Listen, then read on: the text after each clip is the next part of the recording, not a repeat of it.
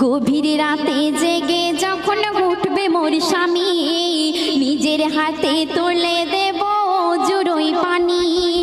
গভীর রাতে জেগে যখন উঠবে মোর স্বামী, নিজের হাতে তুলে দেব জুড়োই পানি।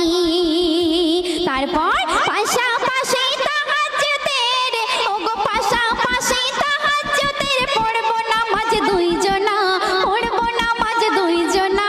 দিলের তামান্না আমি চাই গো আমার স্বামী হোক হাফেজ মাওলানা, ও আমি চাই গো আমার স্বামী হোক হাফেজ মাওলানা। শেষ কথায় আমার কবি অতি মূল্যবান কথায় কি লিখছে লক্ষ্য রাখবেন।